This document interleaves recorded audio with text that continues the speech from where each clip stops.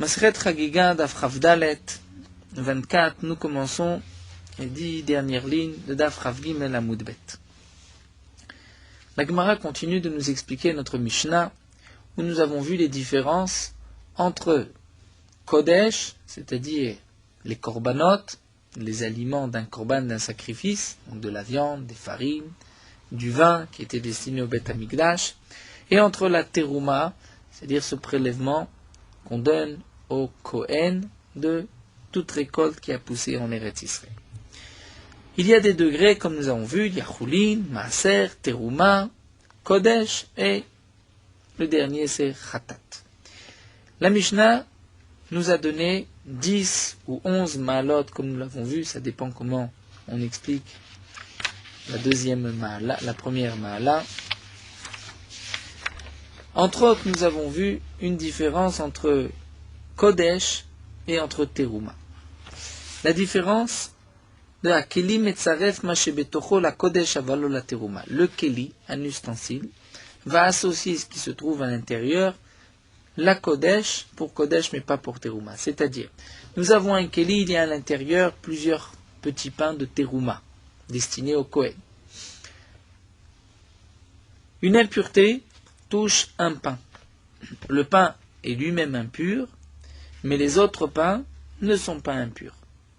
Sauf si le pain touche le pain qui se trouve à côté. Et donc, si un reptile mort a touché un pain, le reptile est Avatouma, le pain est Rishon, celui à côté est Sheni, et le troisième sera Shlishi. Pour la Terouma, on s'arrête là. Les autres pains ne sont pas impurs.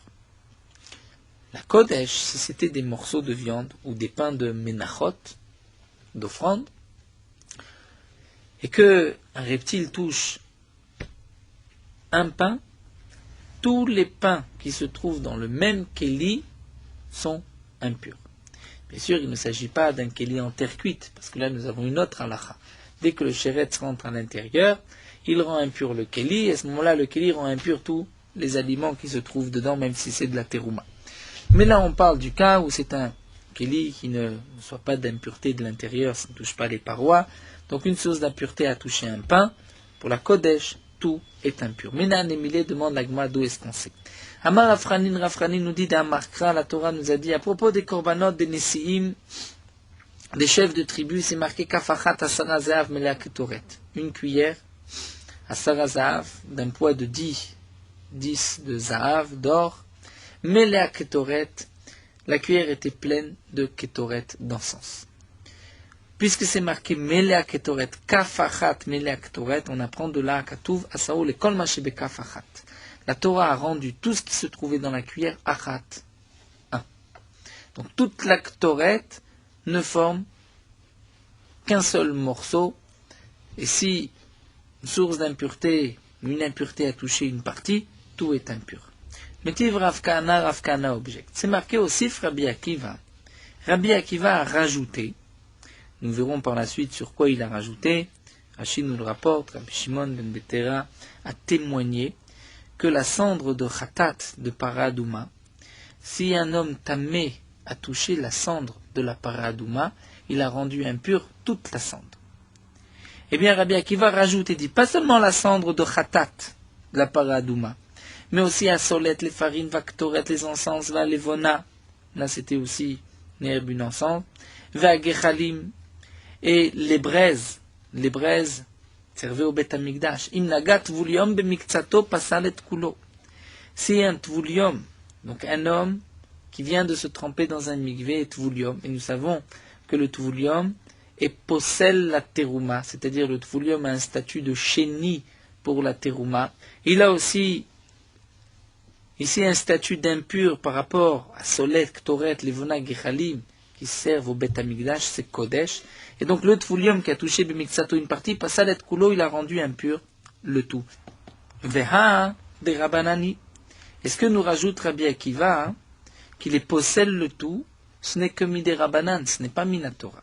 Donc toi, Rafranin, tu viens nous dire que la Torah considère que tout ce qui se trouve dans le même récipient, dans la même cuillère, dans le même Keli, la Kodesh, forme un. Nous voyons que d'après Rabbi Akiva, c'est juste une halakha midé Rabbanan. D'où est-ce qu'on voit des mots de Rabbi Akiva que c'était Rabbanan? Mimai. Il a gmami des katane recha, puisque c'est marqué au début, et de Rabbi Shimon metera les fer hatat shnaga atame bemiksato shtimet kulo, puisque c'est marqué juste avant que Rabbi Shimon metera a témoigné que Efer Khatat, la cendre de Paradouma, lorsqu'un homme tamé, un homme impur a touché une partie, il a rendu impur le tout. Vekatane, et c'est marqué aussi, Rabbi Akiva, que Rabbi Akiva rajoute. Donc Rabbi Akiva, ce qu'il rajoute, il rajoute sur Rabbi Shimon ben Betera. Mais le din de Rabbi Shimon ben Betera, il est évident qu'il n'est que Midei Rabbanan. Pourquoi nous dit Rashi? Parce que le pasouk de Rav Chanin ne nous parle que Bakodesh, c'est-à-dire que des korbanot. Mais pour Khatat, ce n'est pas marqué dans le pasouk. Donc lorsque Rabbi Shimon ben Betera nous a témoigné Efer Khatat, il est évident que même d'après Rav Chanin, ce n'est pas Minatora, c'est Midei Rabbanan. Si Rabbi Akiva vient rajouter Solet, Toret, Levona, Gechalim qui sont Kodesh, il rajoute sur une halakha Midei Rabbanan. Si le premier Tana rapporte une halakha Midei Rabbanan et qu'on vient rajouter, on rajoute dans le même contexte, Midei Rabbanan. Donc nous avons une question sur Rav Chanin qui a dit que c'est Minatora. Amar Resh Lakish, Mishum Bar Kapara, Resh Lakish nous dit au nom de Bar Kapara, Lo nitzrecha ela lesheyare mincha. Ce que nous a enseigné Rabbi Akiva, que c'est Midei Rabbanan, c'est pour les restes de la mincha, c'est-à-dire les shiraim de la mincha. Une offrande, lorsqu'on apportait au Beth Amikdash, on prenait une partie qu'on brûlait sur le misbeach, et le reste, c'était sheyare mincha, qui était mangé par, généralement, les kohanim. Donc, deoraita tzarich lekli akli metzarvo. Donc, puisqu'il s'agit des sheyare mincha, des restes, eh bien, on va dire la chose suivante. Minatora, dans quel cas nous a dit Rav Chanin que ce qui se trouve dans le même récipient, tout s'associe, c'est seulement à tzarich lekli, c'est-à-dire ce qu'on a besoin d'un keli. Et pour toute chose, on a besoin d'un keli. Pour une mincha, nous avons besoin d'un keli d'abord, puisque généralement la mincha, on devait la mettre dans un keli charet, un ustensile de Beth Amikdash. Ensuite, on devait prendre une kmitza, une partie, poser la kmitza dans un kli charet, ensuite aller le brûler. Mais les shiraim, dire les restes, ensuite on pouvait les enlever du kli charet. Donc la halakha du kli charet, c'est une halakha dans les dinim de Kodashim. C'est seulement pour la mincha elle-même. On a besoin du keli. Donc là, le keli, puisqu'on a besoin de lui, il associe tout ce qui se trouve à l'intérieur. Mais chez notre tzarich les kli, mais les shiarim, lorsqu'on a terminé, on a déjà prélevé que maintenant on n'a plus besoin du keli, qu'on pourrait très bien donner les farines, tout dans les mains du Kohen. Eh bien, en keli metzarfo, là, le keli n'associe pas puisqu'on n'a pas besoin de lui. Et ve'atura banan, et là, les chachamim sont venus, vegazrou, ils ont décrété d'afalgav de notre lekli keli metzarfo, que même si on n'a plus besoin du keli, le keli va les associer. Et donc maintenant, nous avons compris Rav Chanin qui parle d'une cuillère dans laquelle il y a de la ktoret, que la Torah associe tout ce qui se trouve à l'intérieur et que ça ne forme qu'une seule chose. Ça, c'est lorsqu'on a besoin du keli. Donc la mincha elle-même au début, mais chez Ari mincha les restes, on n'a plus besoin du keli. Là, le keli n'associe pas le tout comme un seul morceau. Ce n'est qu'une xéra des Rabbanan. C'est ce que Rabbi Akiva vient dire. Ehid, Rabbi Akiva aussi, Rabbi Akiva vient rajouter sur Rabbi Shimon ben Betera. Seulement continue la Gemara Tinar Solet. Ce que tu viens de nous dire, c'est valable pour la solette, les farines, puisqu'il y a un début, et il y a des shiarim des restes.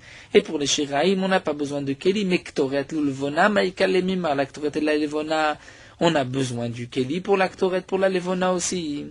Amar Rav Nachman, Amar Rabba Baravua, kigon shetzavran abe kartabala. On parle dans le cas où il a mis la ktoret, où il a mis la levona sur kartabala. Rashi nous dit kartabala, c'est une peau qui a été bien bouillie, et cette peau c'est durci, et c'est comme, on va dire comme un keli. Deoraita minatora, yesh lotoch metzaref en lotoch no metzaref. Là on revient, on va répondre. Rav Chanin qui a dit que tout ce qui se trouve dans le keli s'associe et devient un seul morceau, c'est seulement lorsqu'il y a un creux, un tor. C'est-à-dire que le keli contient. Il y a des rebords et ça contient. Mais un morceau de peau qui est plat, qui n'a pas de tort, ça ne devrait pas associer. Vatur Rabbanan et Chamim sont venus vetiknu et ont institué d'afagav de notor metzarev. Même s'il n'y a pas d'intérieur, il n'y a pas de rebord, on ne peut pas dire que le keli contient, puisque c'est posé dessus, c'est plat, eh bien, c'est malgré tout metzarev. Et ça, c'est ce que nous dit ici Rabbi Akiva.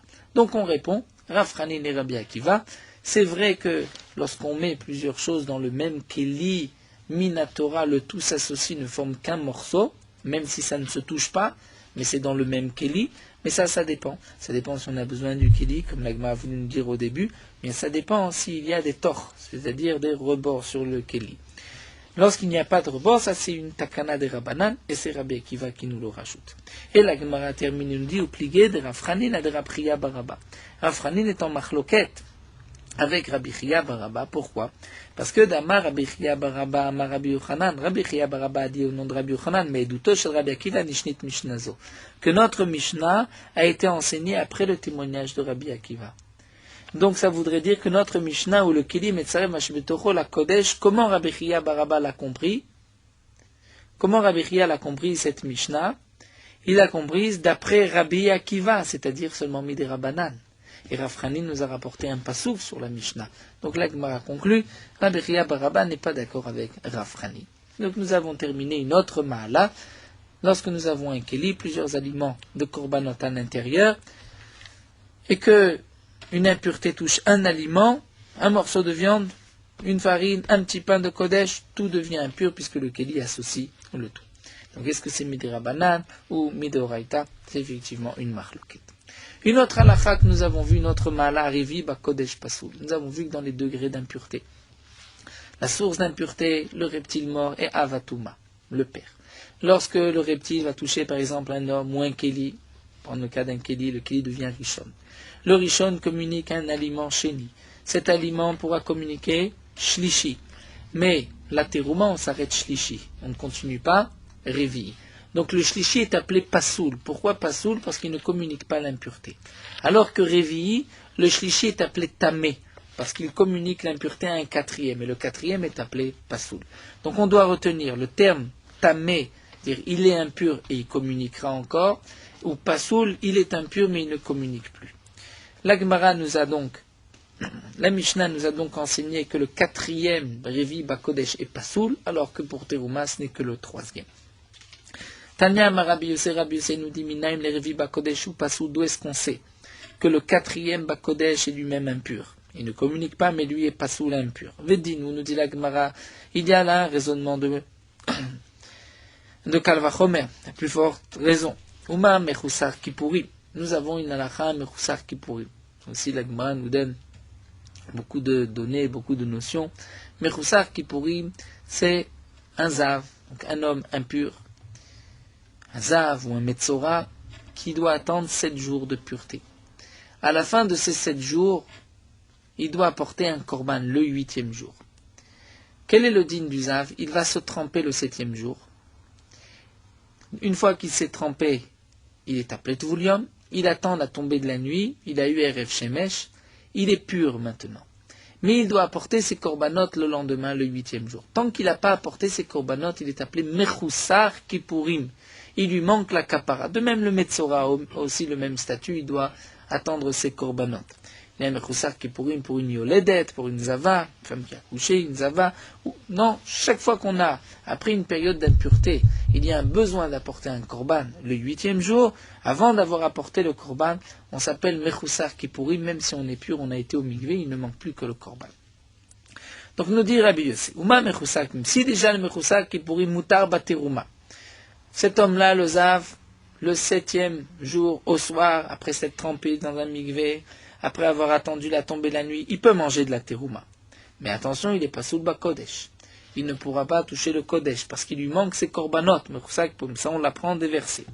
Shlishi, donc le Shlishi, qui est pas sous le Baterouma, puisque nous savons que le Shlishi, lui-même, on ne peut pas le manger si c'est un morceau de terouma Shlishi. Et Nodin chez assez Revi la Kodesh, mais c'est pas la plus forte raison qu'il pourra faire Revi la Kodesh, un 4e la Kodesh. On apprend du Kalvachomer, si le Revi'i, si le Mechusar Kippurim, il est permis Beterouma, mais il est possède Bakodesh, donc le Shlishi, qui n'est que possède Baterouma, il ne va pas plus loin, donc il ne communique pas plus l'impureté, n'est-ce pas qu'il communiquera au moins la Kodesh? Et Rachid nous dit, on ne pourra pas dire Dayo, le principe de Dayo, parce que de toutes les manières, Shlishi, on le sait déjà, de toutes les manières, on ne dit pas Dayo dans des dynimes des Rabbanan. Donc maintenant, nous avons un Kalvachomer et on sait que le Shelishi communiquera Revi'i la Kodesh. Velamadnu, et donc on a appris, nous dit l'Agma, Shlishi la Kodesh Minatora. Que le Shlishi Minakodesh, on apprend Minatora. Nous allons voir d'où est-ce qu'on sait. Verevi'i, et le quatrième, c'est-à-dire le quatrième degré d'impureté, quatrième impur, et Mi Kalvachomer, on apprend du Kalvachomer. Shlishi la Kodesh Minatora, d'où est-ce qu'on sait Minaim dirtiv, c'est marqué Vabasar Asheriga Bechol Tameh Lo Yochal. La Torah nous dit, et de la viande qui aura touché Kol Tameh, tout ce qui est impur, Lo Yachel ne pourra pas être mangé. Que signifie Bechol Tameh? Milo Askinan de Naga Besheni, nous dit la Gemara, n'est-ce pas qu'on peut dire de la viande d'un korban qui a touché Kol Tameh, tout ce qui est impur. Sheni est aussi impur. Sheni est impur puisqu'il communique aussi l'impureté. Il n'est pas pasoul, il est impur, il communique l'impureté.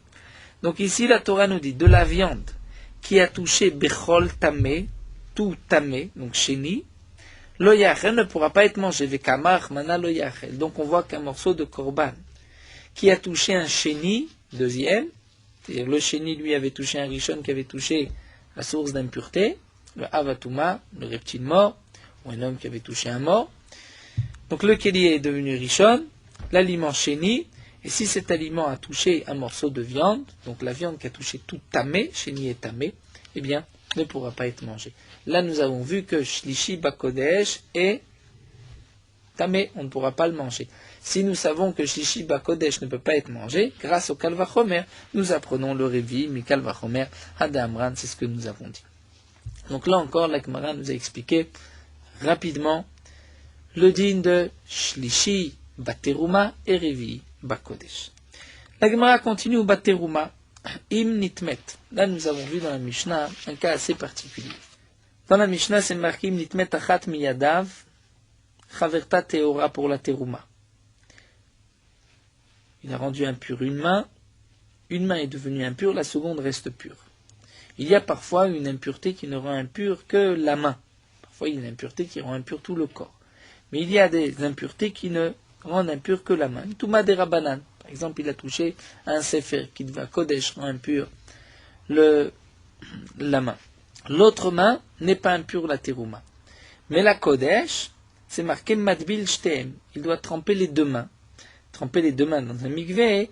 Pourquoi? Puisqu'il doit les purifier les deux mains. Et la Mishnah continue parce qu'une main rend impure l'autre main Bakodesh, mais pas pour Teruma.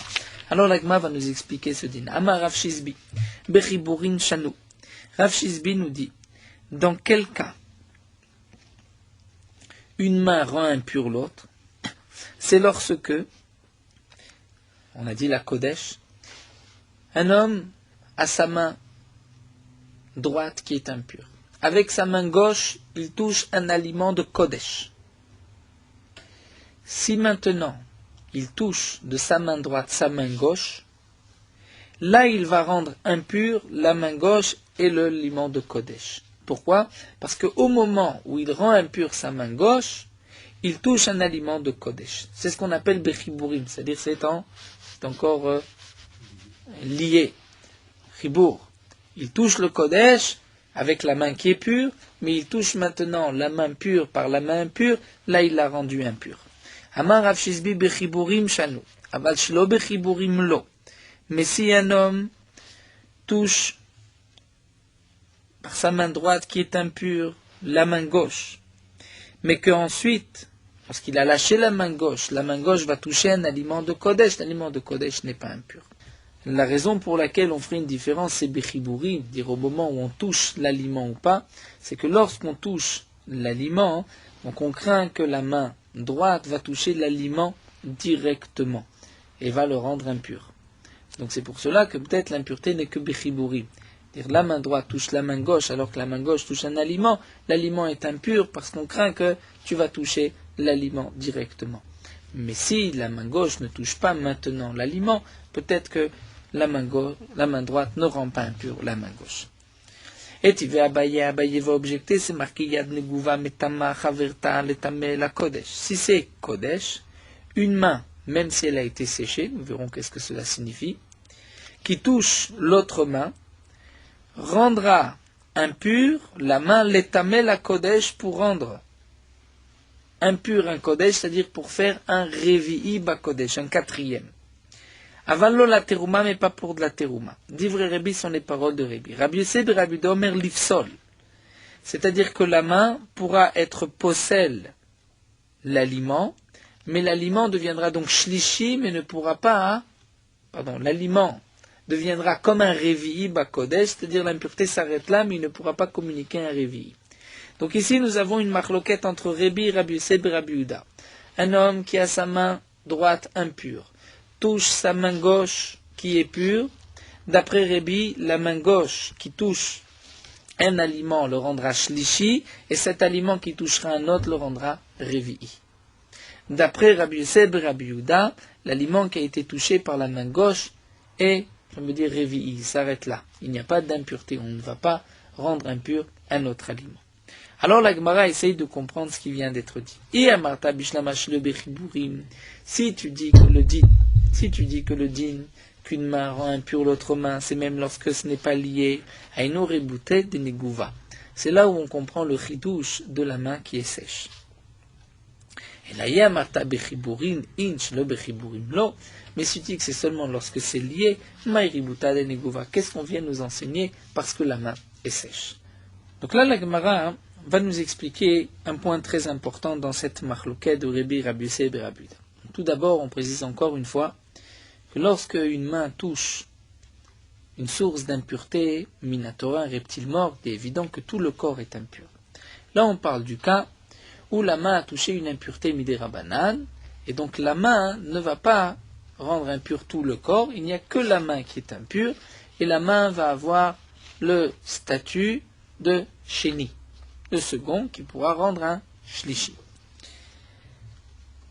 Là nous dit la Gemara, il est vrai que si la première main qui est impure était mouillée, donc à ce moment-là, le liquide qui se trouve sur la première main a un statut particulier, puisque nous savons que tout liquide, même s'il touche un sheni, un second, il devient un rishon. Et donc si la première main est mouillée, lorsqu'il va toucher maintenant sa main droite, la main gauche, et que la main gauche va toucher le liquide, c'est-à-dire l'eau qui se trouve sur la main droite, là la main gauche devient automatiquement impure, puisque c'est un rishon, maintenant l'eau qui touche la main, ça devient sheni. Alors nous dit la Gemara, si on dit que la première main, peut rendre impure la seconde, et que la seconde rendra impur un aliment, même si ce n'est pas au même moment, ce n'est pas lié, donc on va rendre la seconde main sheni. Là nous dit la Gemara, je comprends ce que tu me dis, que même si la première main est sèche, elle rend impure la seconde. C'est-à-dire, quel est le chidouche? Bien que, si elle était mouillée, je comprends qu'elle rend impure la seconde. Mais là, elle est sèche, elle ne devrait pas rendre impure la seconde, mais tu vas me dire qu'elle rend impure la seconde, et la seconde, maintenant, lorsqu'elle va toucher un aliment, l'aliment deviendra impur. Mais si tu me dis que la main droite ne rendra impure la main gauche pour rendre impur un aliment de Kodesh seulement, si au moment où la main droite touche la main gauche touche à ce moment-là un aliment de Kodesh, alors pourquoi on va dire seulement dans ce cas-là, et pas dans un autre cas? Quelle est la différence si on dit Bechiburim ou pas? Et pour quelle raison l'Agma voulait dire Bechiburim? Parce que si c'est Bechiburim, on craint qu'avec la première main, tu vas toucher même l'aliment de Kodesh. Si tu crains cela, il n'y a pas de différence si c'est mouillé ou pas mouillé la première main. Pourquoi? Puisque de toutes les manières, si tu touches, tu le rendras impur, puisque cette main est sheni et elle va rendre l'aliment au minimum shlishi. Donc la Gemara nous dit, il n'y a plus de chidouche si la main, la première, est sèche ou n'est pas sèche. Si encore la main peut rendre impure la main droite, peut rendre impure la main gauche, même si l'aliment n'est pas touché au même moment. C'est donc une halakha que la main droite touche la main gauche. Que même si elle est sèche, on va dire, elle la rend impure quand même. C'est un chidouche. Donc là, je comprends que tu viens me dire, même si elle est sèche, elle la rend impure. Mais si toute l'impureté ne se fait que bechiburim, donc à ce moment-là, pourquoi elle ne se ferait que bechiburim? Et là, Rashi va expliquer plus haut, de peur que tu vas toucher directement le Kodesh. Donc si tu vas toucher directement le Kodesh, là il n'y a pas de différence si c'est mouillé ou pas. Donc pourquoi nous préciser que la main est sèche? Hitman Amé, la Gemara nous rapporte une autre marloquette. Amar Resh Lakish nous dit, Lo shanu ela yado, aval yad chavero lo. Resh Lakish nous dit, lorsque la main droite est devenue impure par une impureté midé rabanan, elle peut rendre impure la main gauche, seulement sa propre main. Avaliat Chavero, mais si elle veut rendre impure la main d'un autre, là c'est impossible. Rabbi Yochanan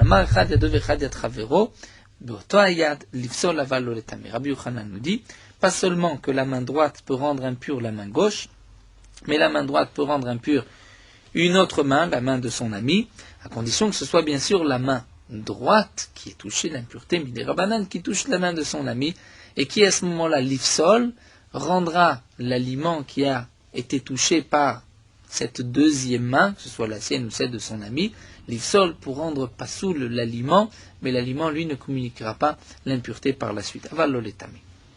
Et l'Agma nous dit, Mimaï, d'où est-ce que tu sais cela? Midé katane sefa, puisque c'est marqué dans la suite de la Mishnah, Shayad metama chaverta la kodesh avalo la teruma. L'Agma nous dit, d'où est-ce qu'on sait que la main de son ami deviendra aussi impure?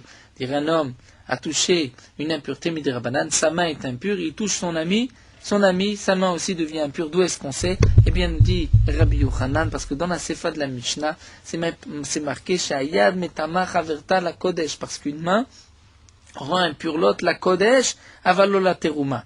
La main rend impure chaverta, c'est-à-dire son ami, c'est-à-dire une autre main, la kodesh, pour kodesh avalo la teruma. Eh bien, Rabbi Yochanan s'étonne à tout la Mali. Pourquoi la Mishnah répète?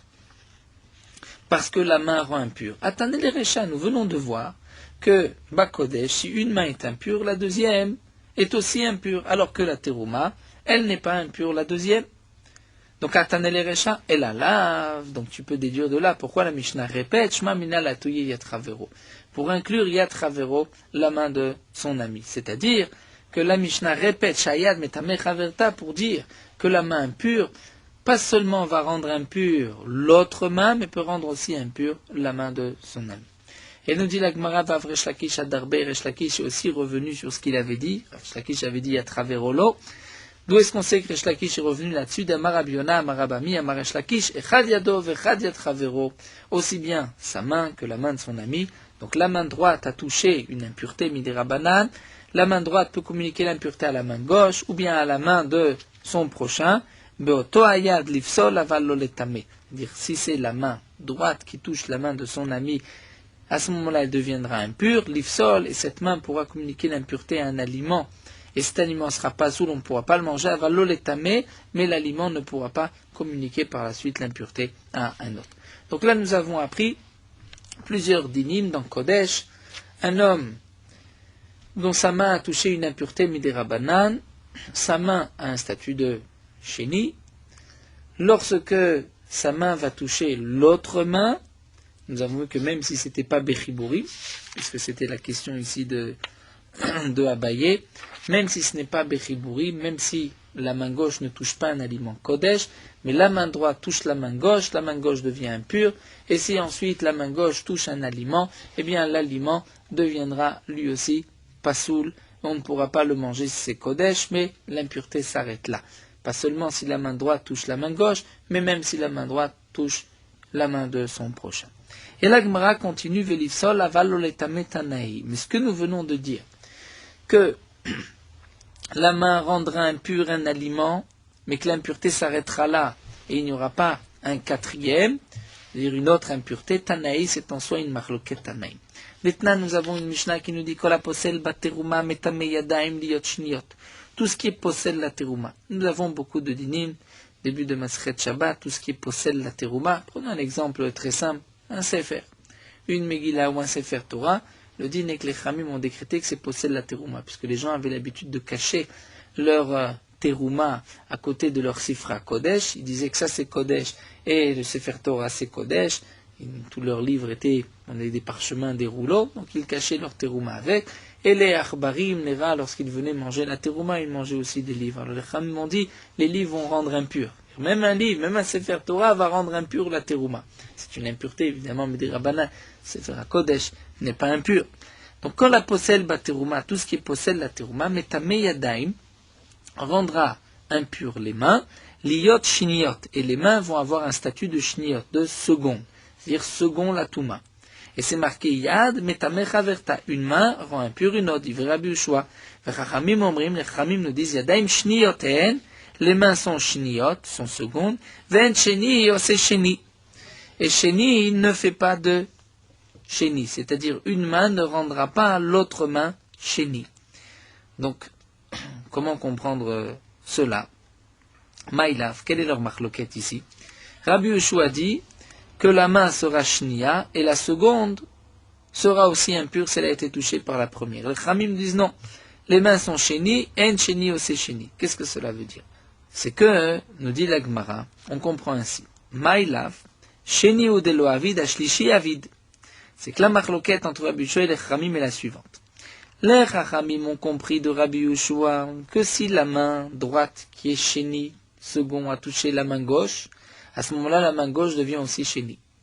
Et les Chachamim vont dire non, la main qui a touché l'impureté, elle est sheni. Sheni ne peut pas faire encore un sheni. Donc ça veut dire qu'elle ne peut pas faire sheni, mais elle fait shlishi, shlishi avid. Et quelle est la conséquence si la deuxième main est sheni ou shlishi? C'est que si la deuxième main est sheni et qu'elle touche un aliment de Kodesh, l'aliment de Kodesh est shlishi. S'il est shlishi et qu'il touche un autre aliment, il deviendra revi'i. Donc il n'est pas seulement possède, il est métamé.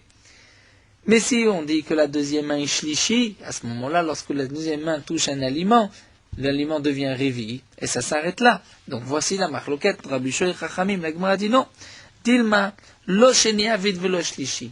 En vérité, les Chachamim ont dit les mains sont shniot, et elles ne peuvent pas rendre ni sheni ni shlishi.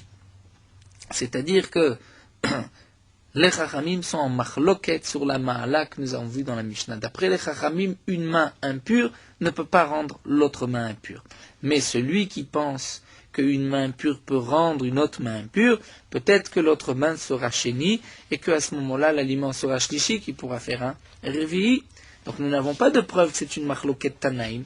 Et là, qui a Netanaïm, nous dit la Gemara ici, nous avons une marloquette Tanaïm.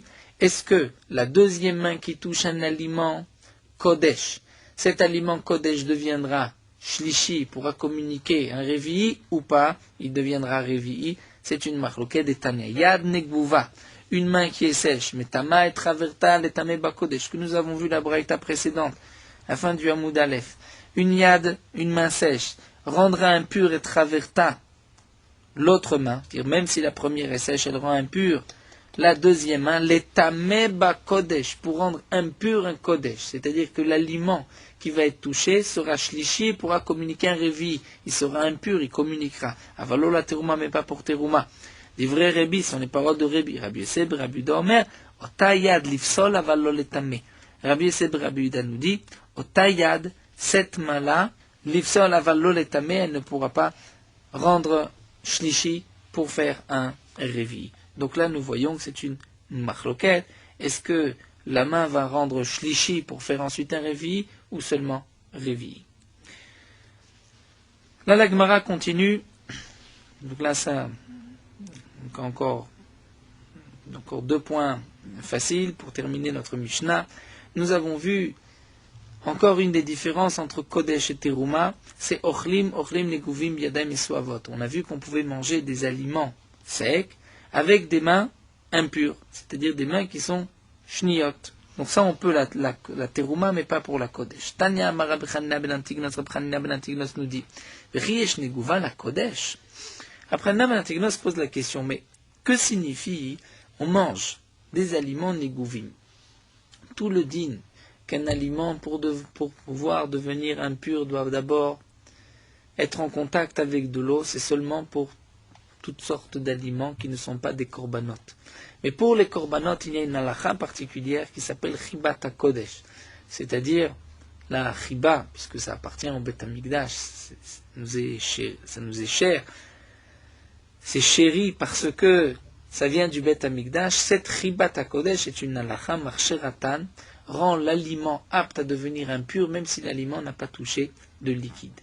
Donc si c'est ainsi, qu'est-ce qu'on dit? On peut manger des aliments négouvim, des aliments qui sont secs, biedem, mesuavot, mais pas pour le kodesh. Mais le kodesh, même si l'aliment est sec, on n'a pas besoin que l'aliment soit sec, la kodesh. Même lorsqu'il n'a jamais été mouillé, eh bien, l'impureté peut se faire. Pour les autres aliments, une fois qu'ils ont été au contact avec de l'eau, même si ensuite on les a séchés, ils peuvent devenir impurs. Mais là, demande la Gemara, qu'est-ce que tu nous dis? Negouvim, c'est sec. C'est sec. La chibata kodesh est marcheret, même si ce n'est pas, même si ça n'a jamais été mouillé. La Gemara répond, l'otzricha, on parle dans le cas suivant. Kegon shetachav lo chavero letorpiv. On parle dans le cas où un homme a enfoncé dans la bouche de son ami.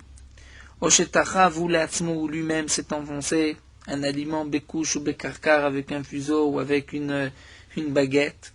Donc lui n'a pas touché, il n'y a pas d'impureté. Mais celui qui mange a les mains impures, a les mains sales, on veut dire les mains impures, ou bikesh, et maintenant il veut manger les cholznon ou batzel shel chulin maem. Donc s'il a dans sa bouche, on lui a fait rentrer un morceau de kodesh, et il veut maintenant manger, donc prendre avec la main un morceau de chulin, un oignon ou un radis de chulin, ben la kodesh gazrou beou on a interdit. La terouma lo gazrou berabanan, les chamim n'ont pas fait de gzera.